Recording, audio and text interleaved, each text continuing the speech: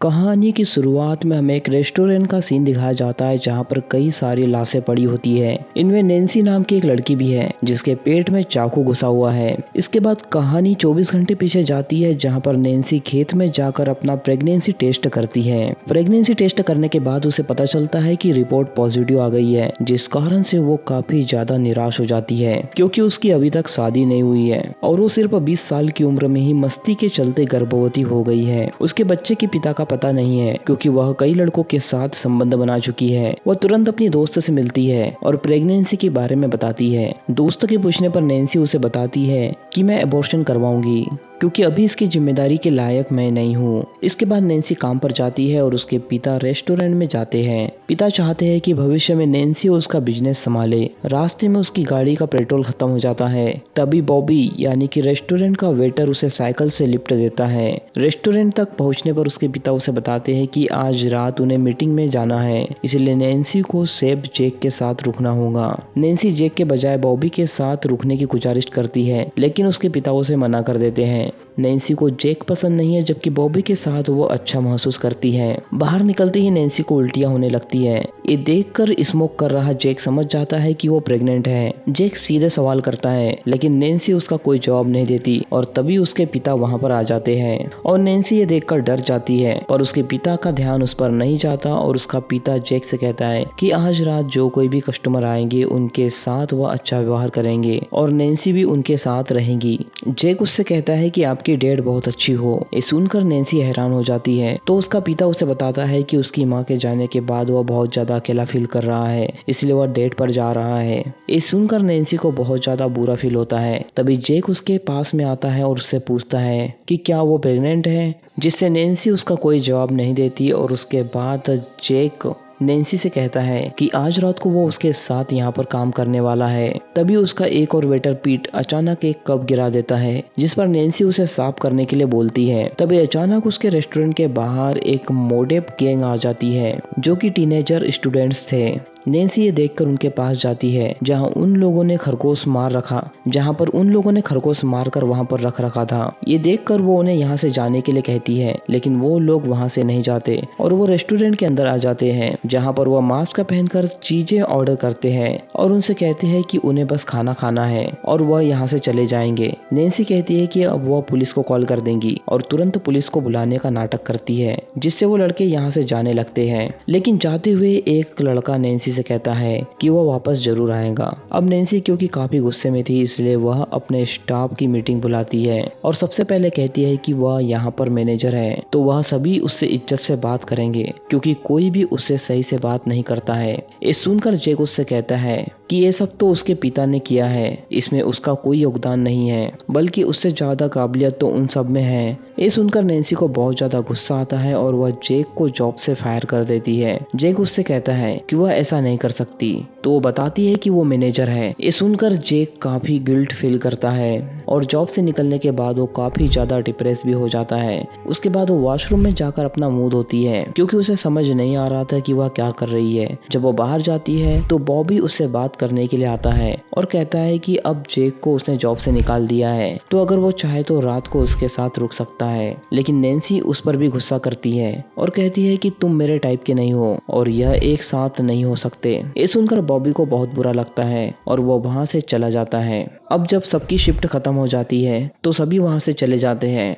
अब नैन्सी को अकेले ही वहां पर नाइट शिफ्ट करनी थी। नैन्सी वहां पर साफ सफाई करती है और उसके बाद वो अपने पिता से कॉल पर बात करती है, जहां पर वो उन्हें बताती है कि उसने जैक को फायर कर दिया है, जिस पर उसका पिता काफी ज्यादा हैरान होता है कि ऐसा क्यों किया। तो अब वो बताती है कि जैक उसकी कोई इज्जत नहीं करता था। तब उसका पिता उसे सावधान रहने के लिए कहता है क्योंकि अब उसे अकेले ही वहां पर रात बितानी पड़ेगी और अगली सुबह होती ही उसका पिता वहां पर आ जाएगा। अपने पिता से बात करने के बाद नैन्सी वहां पर गाना प्ले करती है और वहां पर साफ सफाई करते हुए नाचती है और अचानक से वह खिड़की के बाहर देख जहां पर उसे वही गैंग खड़ी हुई दिखाई देती है। ये देखकर वह स्पीकर पर बोलती है कि वह सभी लोग वहां से भाग जाए, नहीं तो वो पुलिस को कॉल कर देंगी। इसलिए वो तुरंत भागकर दरवाजे को लॉक करती है। उसके बाद वो तुरंत तुरंत पुलिस को कॉल करती है और बताती है कि यहाँ पर कुछ बाइकर्स आ गए हैं जो उसे परेशान कर रहे हैं। ये सुनकर वो लेडी कहती है कि वो वहाँ पर उसके इंस्पेक्टर को भेज रही है। तभी अचानक उसके चारों तरफ से दरवाजे पीटने की आवाज आती है, जिससे वो चुप हो जाती है और नैन्सी अपने पास एक चाकू भी रख लेती है। पर तभी उसके दरवाजे पर कोई दस्तक देता है और वो देखती है कि वहाँ पर कोई पुलिस ऑफिसर है। वो उसे सारी सिचुएशन बताती है। तभी पुलिस ऑफिसर कहता है कि उसे यहाँ पर इंस्पेक्शन करनी होगी,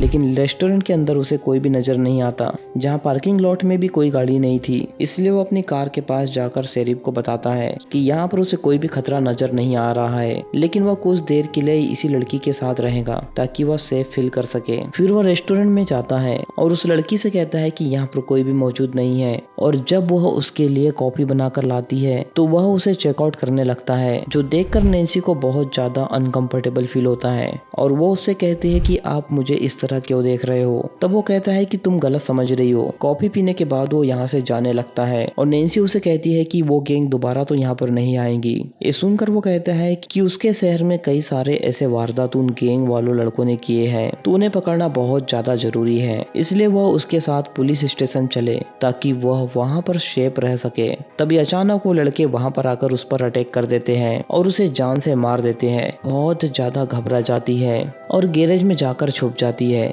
लेकिन तभी वह बॉबी को देखती है जो कि वहाँ पर आ गया था, जिसे देखकर वो उसके पास जाती है और उसे भी वो अपने साथ अंदर ले आती है।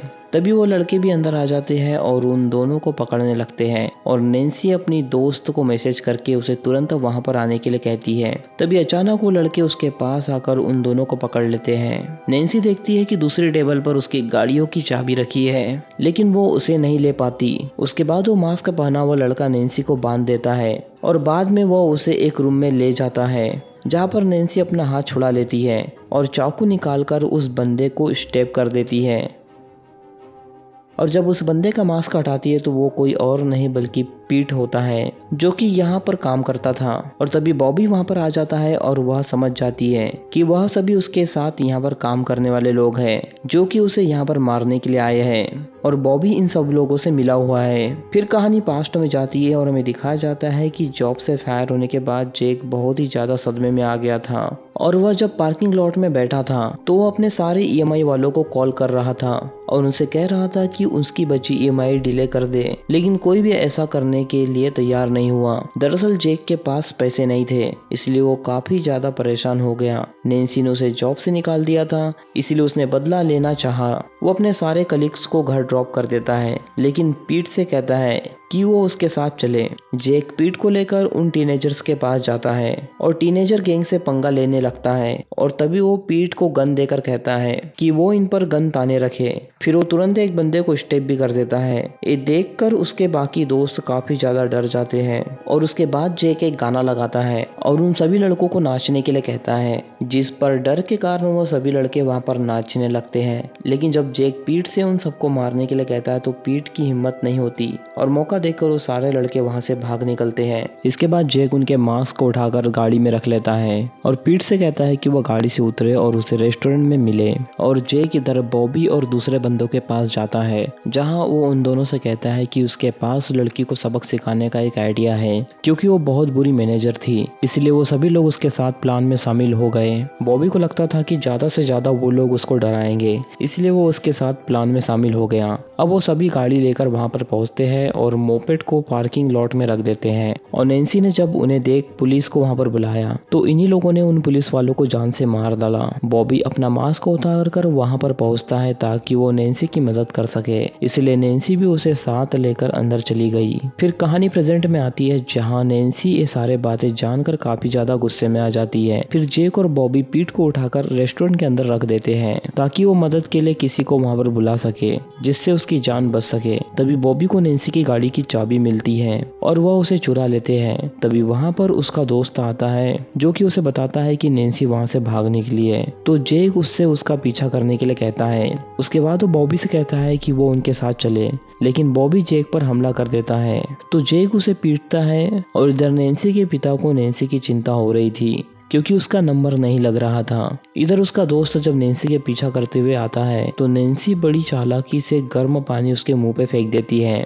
जिससे वो भी मारा जाता है। उसके बाद वो रेस्टोरेंट में जाती है जहाँ पर वो बॉबी को देखती है और उसके पास जैक खड़ा हुआ था। तभी नैन्सी टेबल के नीचे छुप कर बॉबी के पास आती है, जहाँ पर बॉबी उसे उसकी कार की चाबी देने लगता है और तभी उसकी दोस्त वहाँ पर आ जाती है, जो कि वहाँ का सीन देखकर तुरंत वहाँ से भाग निकलती है। जैक नैन्सी को देख लेता है और नैन्सी चालाकी से वहाँ से भागना चाहती है, लेकिन जैक उसे किसी तरह पकड़ लेता है और उसके पेट में भी स्टेप कर देता है। अब जैक को लगता है कि सभी लोग मर चुके हैं और वही जिंदा बचा है, इसलिए वो अपनी गाड़ी में जाता है और पुलिस को कॉल कर देता है ताकि पुलिस को लगे कि वो निर्दोष है और वो ये शहर छोड़कर यहाँ से चला जाएगा। इसलिए वो अपने घर जाने के लिए निकल जाता है। इधर नैन्सी की तुरंत आंखें खुल जाती है क्योंकि वो अभी भी जिंदा थी और वो अपने पेट से चाकू निकालती है। इसके बाद वो बॉबी की लाश के पास जाती है और काफी ज्यादा रोती है क्योंकि उसने बॉबी को कुछ भी नहीं समझा था और मरते हुए भी बॉबी उसकी मदद करना चाहता था।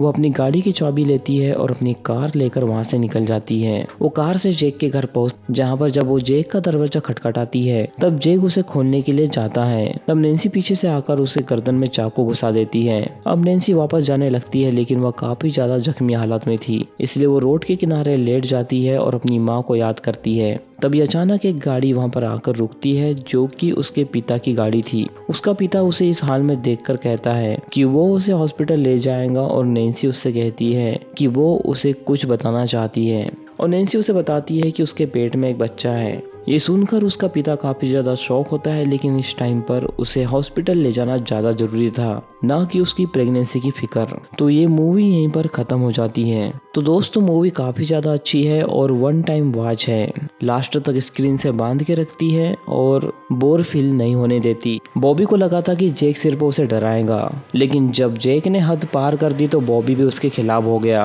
और वो नैन्सी की मदद करना चाहता था। उसने लास्ट तक नैन्सी की मदद करी और मरते वक्त भी नैन्सी को फेवर करने में लगा रहा। लेकिन नैन्सी ने क्या किया, नैन्सी लास्ट तक उसे समझ नहीं और बॉबी के मरने के बाद नैन्सी को काफी ज्यादा बुरा लगा।